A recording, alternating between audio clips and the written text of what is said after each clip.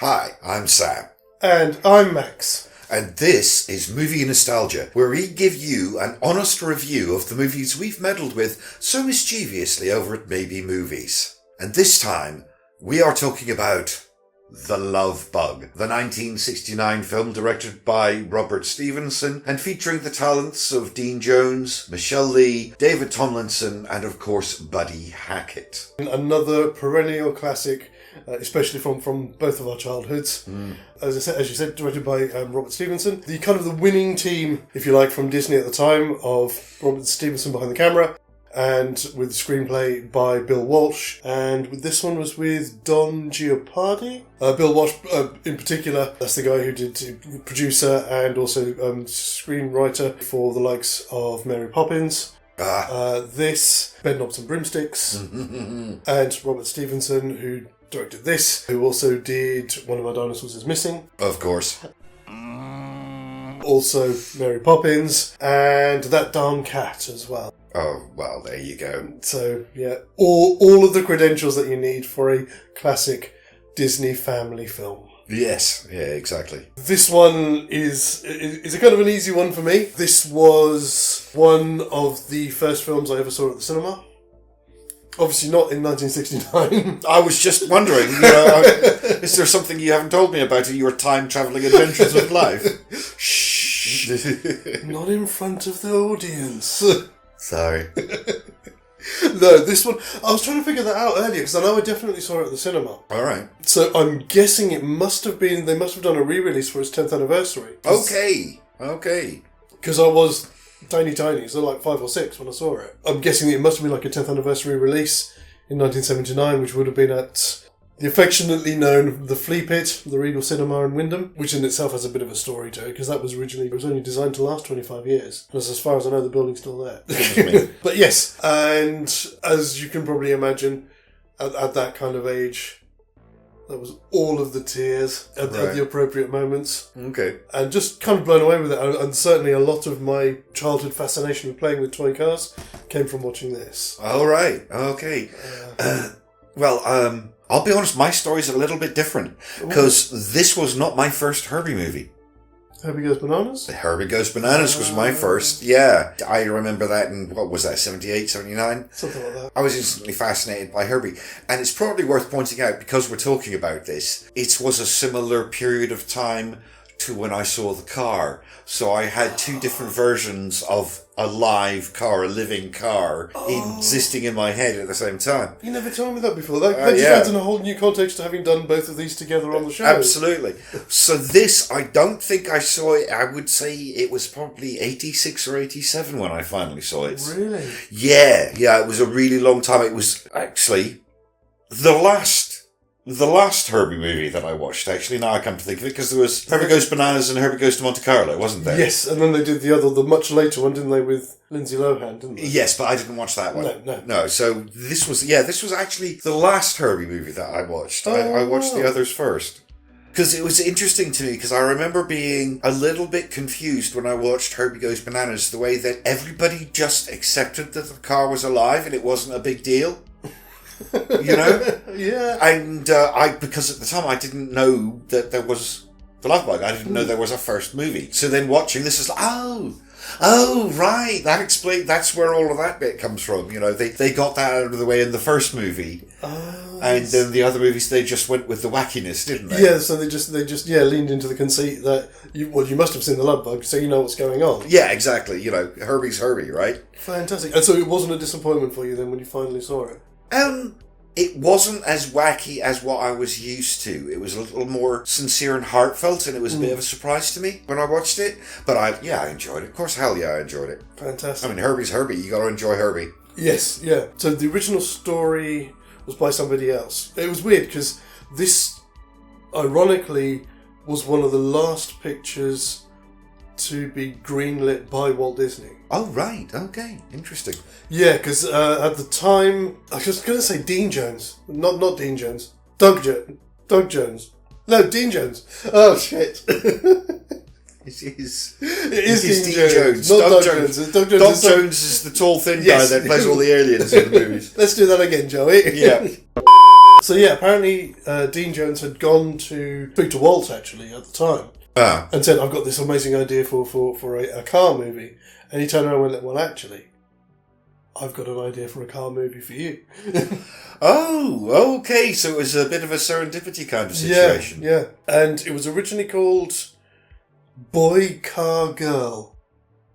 Was the original screenplay. Well, yeah, no, that doesn't No. roll off the tongue at all, does it? No. And they tried out a number of different titles before settling on The Love Bug. And it's a good job, because they went through things like Wonder Voxy and what was the other one? Beetle Bomb. You know what? Actually, that kind of works. Yeah. That one does kind of work. I can see that. Thunderbug. Thunderbug. Boom, boom, boom. Well, yeah, the first thing I thought of with it was like some very lucky insect that found out that it is worthy to pick up Mjolnir. I knew it. Xadrum is more than just curious content on YouTube. We're also a small publishing house, with books covering a range of genres from 1940s pulp adventure to children's novels, and even a touch of the macabre for those who like their literature on the dark side. Our titles are available in both paperback and ebook formats. Ebooks are available on Amazon, but physical copies can only be bought exclusively through our website at xadrum.com. Jeff's got enough cash as it is, so why not help us little guys grow and thrive? Links can be found in our banner and in the description to all of our videos, and we look forward to helping you indulge your itch for escapism. When the screenplay was originally written, they didn't have a VW Beetle in mind, so they actually auditioned for the car. And what they did was they got a load of different models, different cars. Apparently they had like stuff like they had a Toyota, they had a Fiat, they had an MG, and a number of other different makes of car, including a VW Beetle. And they just put them in the car park at the Disney lot. Uh-huh. And then they watched how people reacted to the cars. Right, okay. And most of the Disney staff, as they went past, most of the cars, they'd go up to them, kick the wheels, maybe reach inside, check the steering, things like that. But when anyone went up to the Beetle, they just tended to just pet it like a friend. Oh, right, okay. And they were like, "Yep, that's the one for us." That's the one. Yeah, all right, that makes sense. There was like 8 cars used for the film. I was going to say they must have gone through a few, because of all the different stunts and things they did with it. Yeah, I think each of them had a different thing that they could do with it. The one that they used for all of the scenes where you see Herbie kind of zooming off at high speed, they ripped the guts out of it and replaced the engine with a Porsche engine. That explains a lot, yes. Porsche suspension, Porsche tyres. Again, I was watching there's a making of, which was made in 2003 with interviews with most of the cast because they were mostly still around, including Dean Jones. You know the bit with the where they do the race off the lights? Mm-hmm. He kind of had something like that in real life, if you believe his story, that he'd taken that particular car off the lot and was stopped at some lights and some guy pulled up in a Corvette and kind of I was like, oh yeah. So he just shit off a shovel, straight off the lights. Yeah. Beat him by country mile to the next set of lights, and the guy just drove and was like, okay. Okay, fair enough. If you've never seen this one, you really should check it out. It is a family classic from the golden age of Disney. And it's very simple. Down on his luck, racing driver Jim Douglas, through a simple act of kindness, inherits the titular car Herbie the Love Bug and goes on a journey of discovery, both for himself as a driver and personally as well, as he comes to realise that there is more under the hood with this little VW Beetle. Indeed, yes. And wins the hearts and minds of everyone. Yes. It's a classic little movie. Yeah, I was watching it actually this time, and so I suddenly kind of got to thinking, it's a shame we've never had a live action Penelope Pitstop, because David Tomlinson would have made a great Dick Dastardly. Holding, not me! Oh gosh, yes, he would have. Yes, he absolutely would have mastered that. I mean, I don't know really, what else can we say No, about it? I think we've covered all of the bases there. It really is what it says on the tin. It's an enjoyable little romp. It's there for all the family. If your kids love cars, they're going to love this. If your kids like things that act like things they're not supposed to be, your kids are going to like this. It is a fantastic one, yeah, absolutely. On that point, yeah. It's a great one for firing a kid's imagination. Yeah, it really is. It's a very imaginative little film and very earnestly written. It doesn't speak down. It doesn't condescend. It's on the level the whole way through, and I appreciate it for that in every respect. It doesn't go, oh, we're talking to kids now, let's be stupid. Exactly. You know? And there is some subtle stuff in there for the adults as well. There are some little details. Take a look at these. Yes, exactly. Take a look at these. Yeah, absolutely. There are some moments there for the adults, of course, as always with Disney. Yeah, it's definitely worth checking out. It did really, really well. I think a lot better than they expected. So apparently at the premiere at Man's Chinese Theatre, they encouraged everybody to dress in their best late 60s glam. And they also said if you want valet parking at the theatre, you have to turn up in a beetle. Fantastic. But yeah, so it was made on a budget of $5 million and took 51.3 worldwide. The same year beating out the likes of Midnight Cowboy, Bitch and Sundance. Woof. Yeah. And it was still, I think, within the top 10 highest grossing movies a year later.